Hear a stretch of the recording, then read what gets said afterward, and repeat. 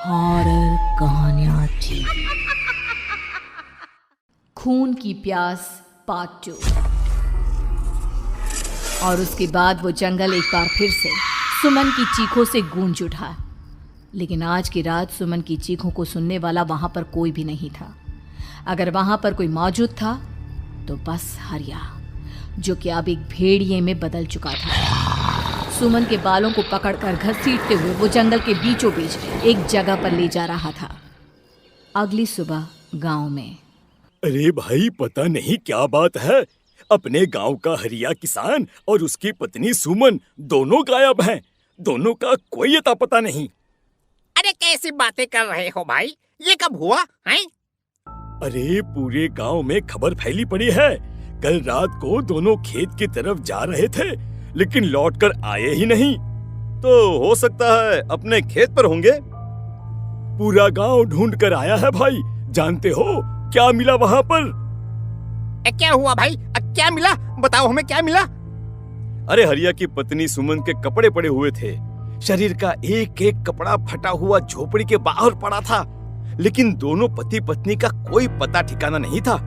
अरे भाई, लेकिन उसका जो दोस्त है ना रामू किसान, उससे पता करके आते हैं ना।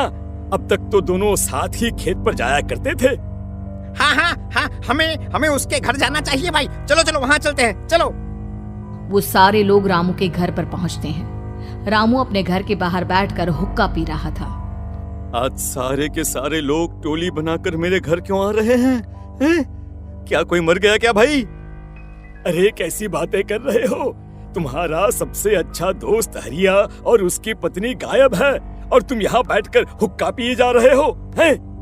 रामू ने अजीब सी नजरों से उन सब गांव वालों की तरफ देखा, जिसकी वजह से वो लोग एक बार के लिए डर गए। गायब है?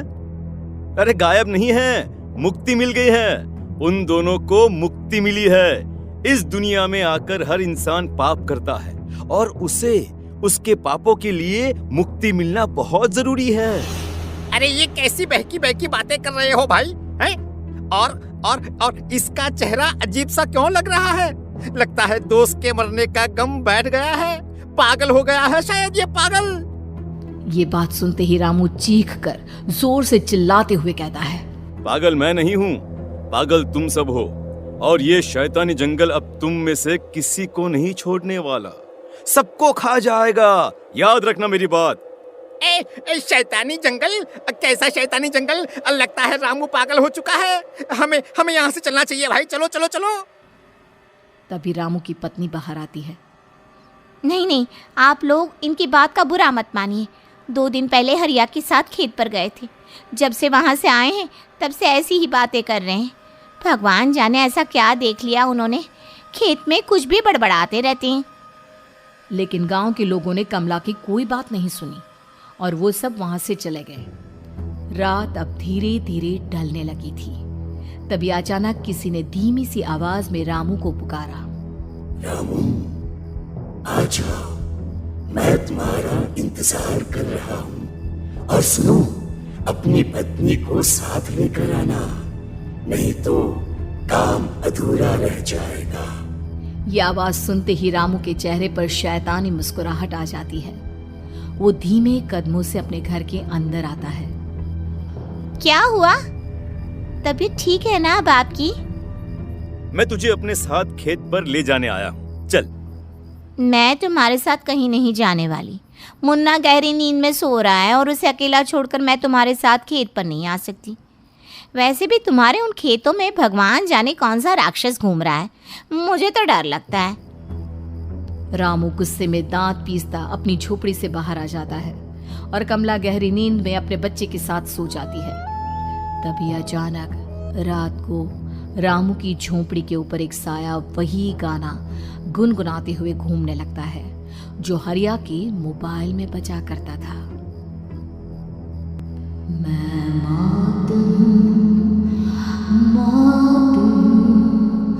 मौत जो पसरी है चारों ओर, जो आएगी कहीं से भी निगल जाएगी सबको। मैं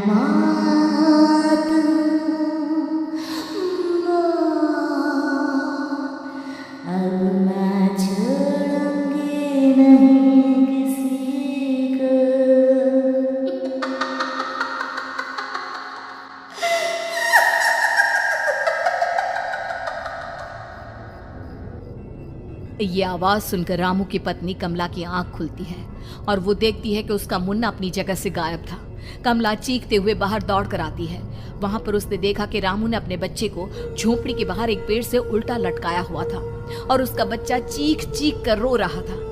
वहीं दूसरी तरफ एक साया बच्चे के ठीक नीचे आग जलाकर उसके चारों तरफ हैवानों की तरफ नाच रहा था।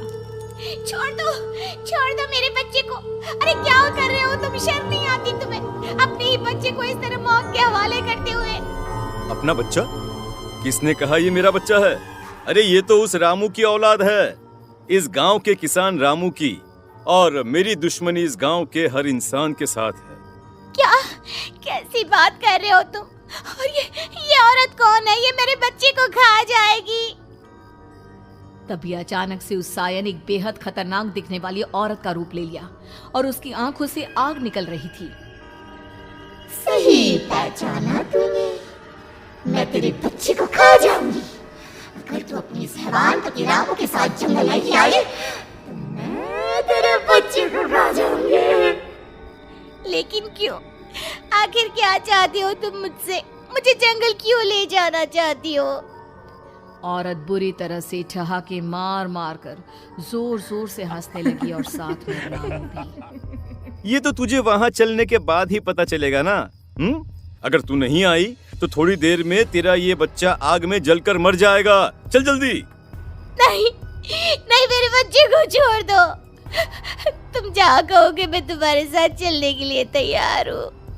और उसके बाद उस बच्चे को झोपड़ी में लिटाकर आगे आगे वो साया चल रहा था और उसके पीछे पीछे रामू अपनी पत्नी के बाल पकड़कर उसे घसीटते हुए जंगल की तरफ ले गया। जंगल में जाने के बाद, कितनी खूबसूरत हो तुम। आज की रात बस तुम और मैं एक दूसरे के साथ रहेंगे। मुझे तुमसे बहुत डर लग रहा है। तुम्हें क्या हो गया है? तुम तो बिल्कुल ठीक थे। वो होगा जो हमारे बीच होना चाहिए। तो आओ अपने आप को मेरे हवाले कर दो। कमला ने डर की वजह से अपनी दोनों आंखें कसकर बंद कर ली थी। रामू ने बुरी तरह से चीख कर कमला से कहा, आंखें खोलो अपनी और मेरी तरफ देखो। कमला ने जैसे ही अपनी आंखें खोली उसने देखा कि रामू एक खतरनाक खूनी हैवान में बदल चुका था। कौन हो तुम? जाने दो मुझे। क्या चाहते हो मुझसे? वही जो एक आदमी एक औरत से चाहता है। मैं तुम्हारा पति रामू नहीं बल्कि इस जंगल का एक भेड़िया हूँ और आज की रात तुम्हारे खून से अपनी प्यास बुझा जाऊं। और उसके बाद वो जंगल कमला की दर्दनाक चीखों से गूंज उठा। अगली सुबह कमला के कपड़े भी जंगल में उसी तरह पाए गए जैसे कि सुमन के पाए गए थे। इस घटना के बाद पूरे गांव में दहशत का माहौल था। अपने माँ बाप की मौत और गांव में हो रहे इस तरह की घटनाओं की खबर सुनकर किशन शहर से गांव लौट आया था। अपने माँ बाप की बेदर्द मौत की वजह से वो बहुत परेशान था। तभी अचानक उसे अपने घर में खाट के नीचे पड़ा हुआ वो मोबाइल फोन मिला जो उसने अपने पापा हरिया को गिफ्ट किया था। अरे कितने प्यार से पापा के लिए मोबाइल फोन लेकर आया था। इसे एक दिन भी काम में नहीं ले पाए। और आखिर कौन है जो गांव में इस तरह की हत्याएं कर रहा है? क्या है इन सब के पीछे? क्या है? मुझे पता करना ही होगा, वरना एक दिन पूरा का पूरा गांव खाली हो जाएगा। इस गांव में एक भी जिंदा इंसान नहीं बचेगा। गांव के लोगों की मदद करने के इरादे से किशन अपने गांव से दूर एक दूसरे गांव में बहुत बड़े तांत्रिक के पास मिलने के लिए गया। तांत्रिक बाबा, अब आप ही कुछ उपाय बता सकते हैं। भगवान जाने हमारे गांव को किसकी नजर लग गई है। नजर नहीं लगी है, किसी ने तुम्हारे गांव को बद्दुआ दी है। किसी सताई हुई आत्मा का प्रकोप है और अब वो पूरे गांव में किसी को नहीं छोड़ेगी जब तक उसकी आत्मा को शांति नहीं मिल जाती। अरे लेकिन ऐसा कौन है बाबा? किसकी आत्मा है और कैसे मिलेगी उसे शांति? मौत है, मौत कहीं से भी आएगी और सबको निगल जाएगी। इससे बचने का सिर्फ एक ही उपाय है, लेकिन उस उपाय को करना आसान नहीं होगा। जो भी उस उपाय को करने की कोशिश करेगा उसकी जान जा सकती है। भले ही मेरी जान चली जाए, लेकिन मैं अपने गांव के लोगों की जान बचाने की पूरी कोशिश करूंगा बाबा। तो ठीक है फिर, अगली अमावस की रात जैसा मैं कहता हूँ वैसा ही करना। अमावस की रात तांत्रिक के बताए अनुसार किशन अपने साथ केरोसिन लेकर जंगल की तरफ चल पड़ा। उसके हाथ में देवी के मंदिर का सिंदूर भी था। किशन जंगल के बीचों बीच पहुंचा। ये देखकर उसकी आंखें फटी की फटी रह गई। वहां एक उबलते पानी का तालाब था और कई लोगों की लाश लटक रही थी। किशन के माँ बाप की लाश भी वहीं थी। माँ, बापू, क्या हो गया? ये क्या हो गया? तभी वहां पर एक औरत और आदमी आते हैं। उन्हें देखकर किशन चौंक जाता है। गोपाल काका, आपकी तो 5 साल पहले मौत हो गई थी। और निर्मला काकी, आप? हाँ, मौत तो हो गई थी, लेकिन तुम ये नहीं जानते कि हमारी मौत कैसे हुई थी। क्या कहना चाहते हैं आप? कुछ नहीं, बस ये जान लो कि अब इस गांव में कोई जिंदा नहीं बचेगा। लेकिन क्यों काकी? क्योंकि 5 साल पहले इन गांव वालों ने मुझे डायन बताकर पत्थर मार मार के मार डाला। मेरी कोई गलती नहीं थी। गांव का एक बच्चा क्या लापता हुआ, सारा इल्जाम मेरी पत्नी पे डाल दिया। और जब मैंने निर्मला की जान बचाने की कोशिश की तो मुझे भी मार डाला। आपके साथ ये बहुत गलत हुआ काकी, लेकिन आप जो कर रहे हैं वो भी सही नहीं है ना? तुम यहाँ से चले जाओ, वरना तुम भी नहीं बचोगे। हमारी आत्मा पिछले 5 साल से मुक्ति के लिए भटक रही है। चले जाओ यहाँ से। मौका देखकर किशन सिंदूर उन दोनों के ऊपर डाल देता है। उनका शरीर जलने लगता है और वो भयानक तरीके से चिल्लाने लगते हैं। अगले ही पल किशन उनके ऊपर केरोसिन डाल देता है और वो दोनों जल जाते हैं। किशन अपने माँ बाप और दूसरी लाशों का अंतिम संस्कार करवाता है और अपने घर लौट आता है। लेकिन वो अभी भी इस बात से अनजान है कि मोबाइल अभी भी बज रहा था।